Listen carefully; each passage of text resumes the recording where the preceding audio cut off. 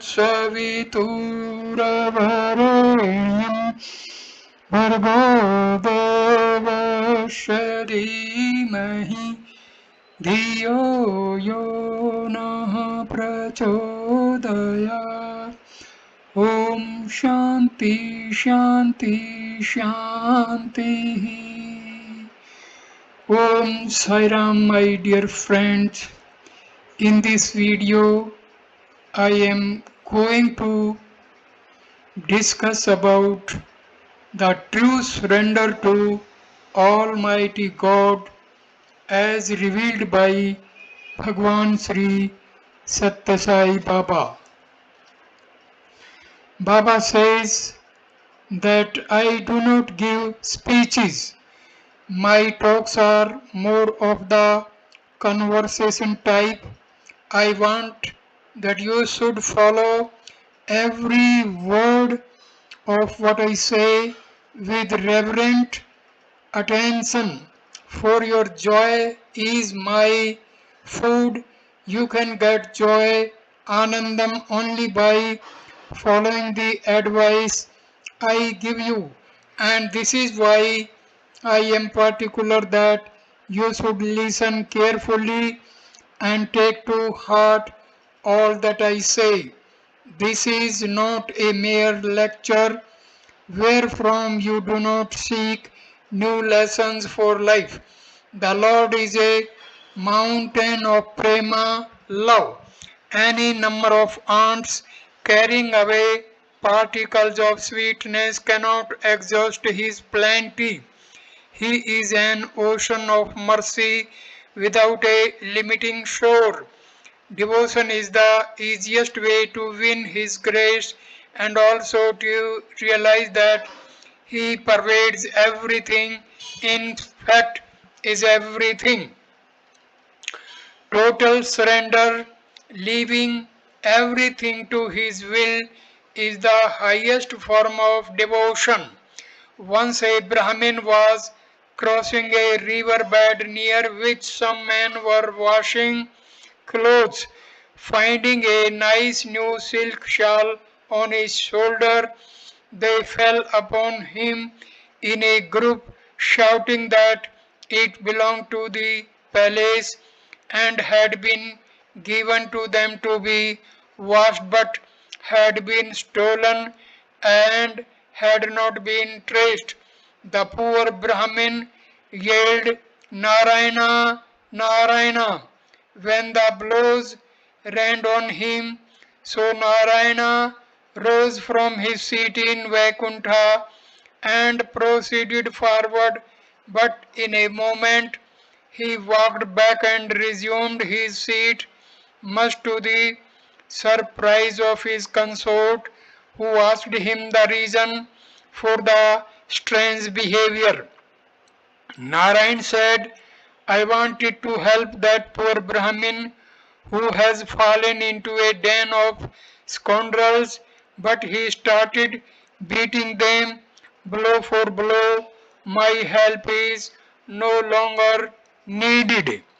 Conquest of ego needed. When devotion is just emerging as a sapling, a fence is needed to protect the tender plant.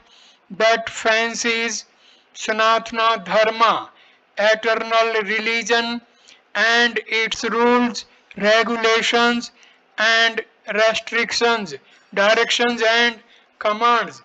When the fruit is green, it will not fall even when the gale is furious, but when it is fully ripe, it drops to the ground even in the silence of the night.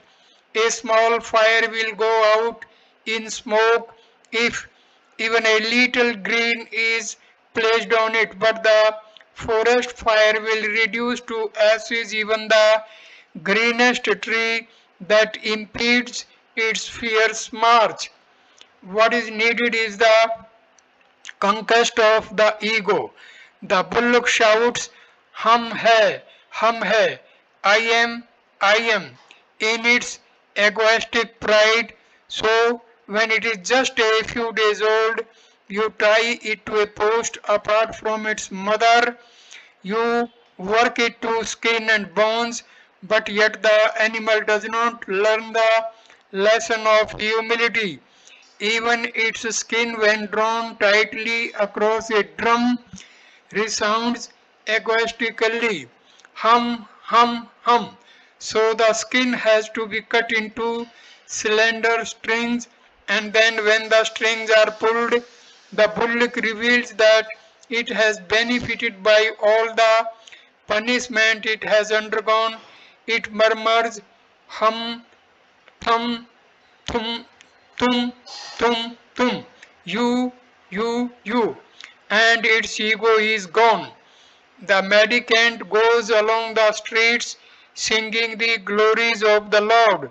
He has the sounding cymbals, two of them, the eternal duet of good, bad, joy, grief, and pleasure in his right hand, and he twangs the tambura, a stringed musical instrument of worldly life with his left.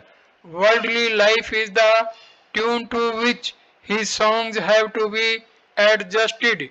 It is the musical note, but both the tune and beat are for the purpose of heightening the effect of the song which issues from his mouth, the song of the glory of God. Three types of devotion. I remember telling a questioner in Maharashtra while in the previous body that there are three types of devotion. One, the bird method, where like a bird swooping down upon the ripe fruit on the tree, the devotee is too impatient, and by that very impatience loses the fruit which falls from his hold. 2. The monkey method, where like a monkey that pulls towards it one fruit after another, and by sheer unsteadiness is not able to decide which fruit it wants. The devotee hesitates and changes his aim much too often, and thus loses all chances of success. 3. The ant method, where like the ant that slowly but steadily proceeds toward the sweetness, the devotee moves direct with undivided attention toward the Lord and wins his grace. Devotion and faith are the two oars with which you can take the boat across the sea of worldly life. A child told its mother when it went to bed at night, "Mother, wake me up when I get hungry." The mother answered, "There is no need. Your hunger will itself wake you up." So too, when the hunger for God comes, it will itself advise you and make you seek the food you need. God has endowed you with hunger and He supplies the food. He has endowed you with illness and He grows the specifics you need. Your duty is to see that you get the proper hunger and the right illness and use the appropriate food or drug. Man must be yoked to the worldly life and broken. That is the training that will teach that the world is unreal. No amount of lectures will make you believe it is a snake unless you actually experience it. Touch fire and get the sensation of burning. There is nothing like it to teach you that fire is to be avoided. Unless you touch it, you will be aware only of its light. It is light and heat both. Just as this world is both true and false, that is to say, unreal. Habit of judging others as atheist or theists. There is a widely prevalent habit now of judging others and labeling them as theist or atheist. What do you know? What can you know of the inner working of another's mind? There was once a queen who was a great devotee of Rama. She felt so sad that her husband, the Raja, never even uttered the name of Rama and had no devotion. She had vowed that on the first occasion on which she got evidence of his devotion or at least respect for repeating Rama's name, she would conduct ritualistic worship in all the temples and feed the poor on a lavish scale. Then one night, while fast asleep, the Raja uttered Rama's name thrice, plaintively and prayerfully. She heard this repetition of the name and was happy at the discovery of her husband's devotion to Rama. She ordered general rejoicing throughout the kingdom and the feeding of the poor. The Raja did not know the reason for the celebration, for he was told only that it was an order of his wife which the officers carried out. Similarly, a husband may not be aware of the excellence of a wife's spiritual attainments. There is the case of a couple who were proceeding through a thick jungle on pilgrimage to an inaccessible shrine. The husband saw on the footpath a precious stone shining brilliantly when the sun's rays fell upon it from between the leaves. He hastily threw some sand over it with a movement of his foot so that his wife may not be tempted to pick it up and become a slave to the tinsel. The wife saw the gesture and chided the husband for still retaining in his mind a distinction between sand and diamond. For her, both were the same. Keep the name as constant as breathing. The Raja who spoke the sacred name of Rama in his sleep felt very sorry. According to the story, that he let Rama's name out of his mouth, for he believed that no one should know of his love for Rama. There are many who will not shout about their guru or their favorite name and form, but whether you declare them to others or not, keep them ever in your consciousness. Repetition of Rama or any other name must be as constant as breathing, for this practice is essential. A person once told Dr. Johnson, the famous English thinker, that he could seldom get time to recite the name of God. What with the hundreds of things he had to do from morning till nightfall and even far into the night, Dr. Johnson replied with another question.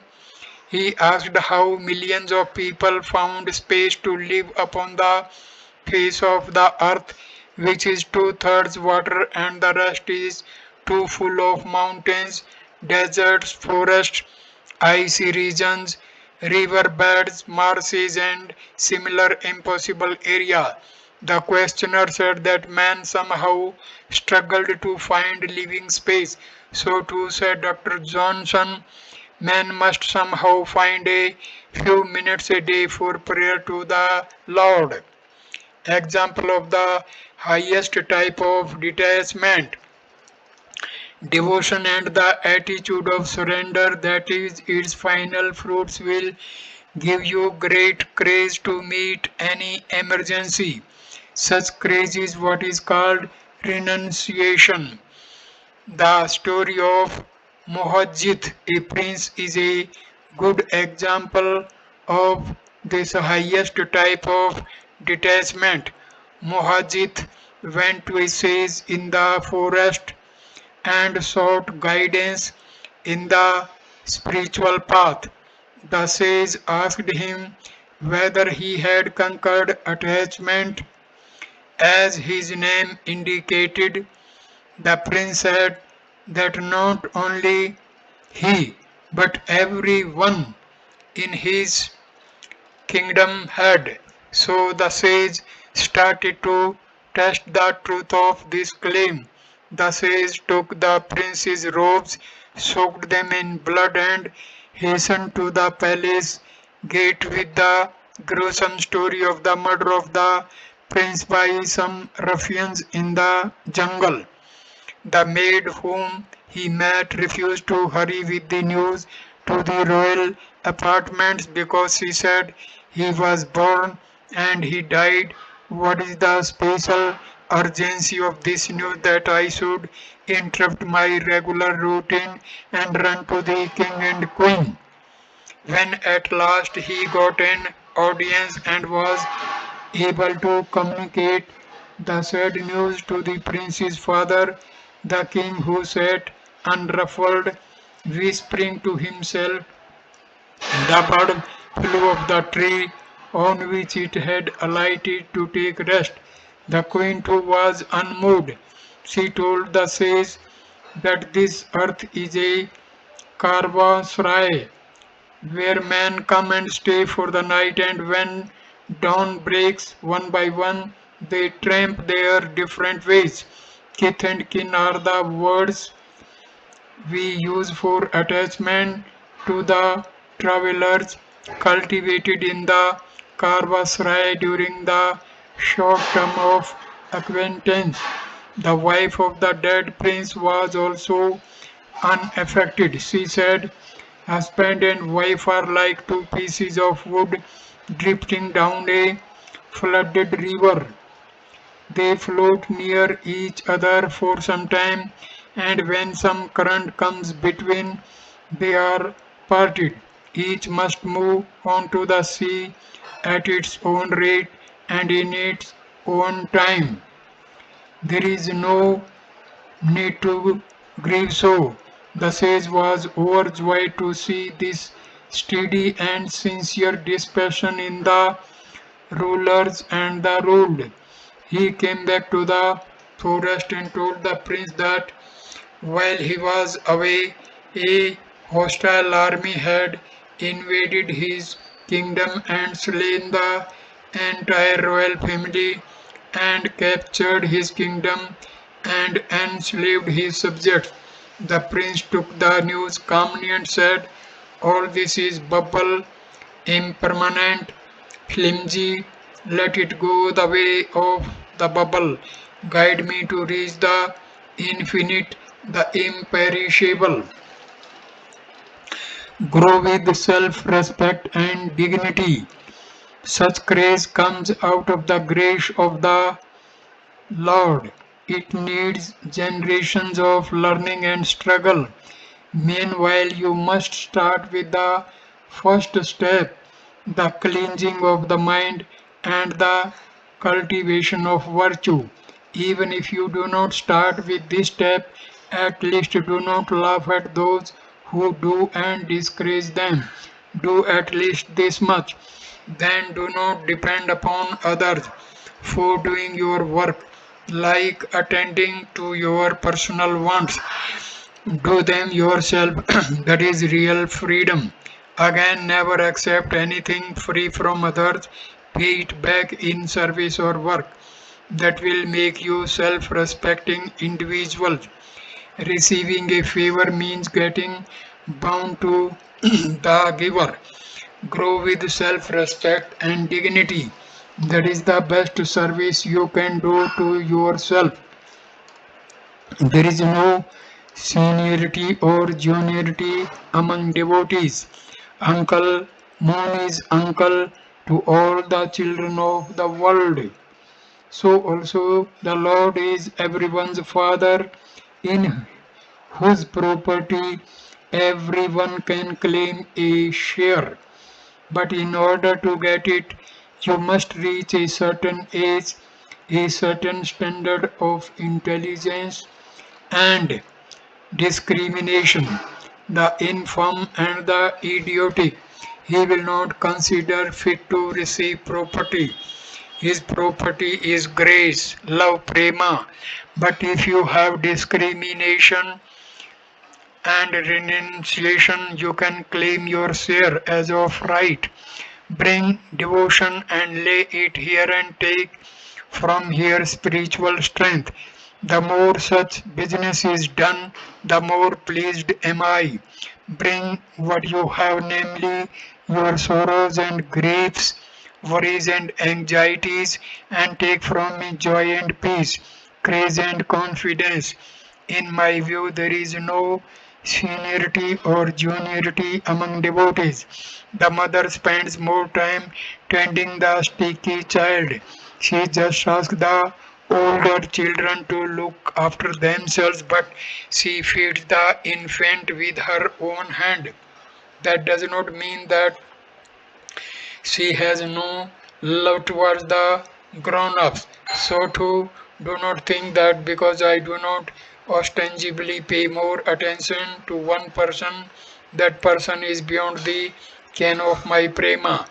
Note this also: in this avatar, divine incarnation, the wicked will not be destroyed, they will be corrected and reformed and educated and led back to the path from which they have strayed.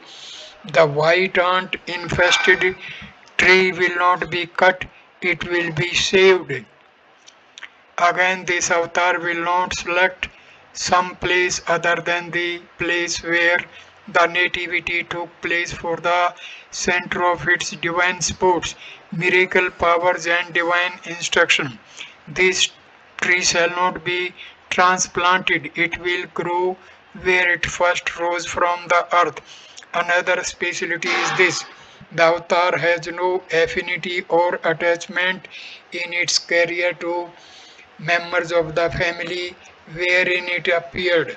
Unlike the appearances as Rama, Krishna, etc., where the life was played out mostly among and for the family members, this avatar is only for the devotees, noble souls, and aspirants on. It has no recitation of holy name, meditation, or yoga, practicing upon with God. It knows no worship, it will not pray to anything, for it is the highest.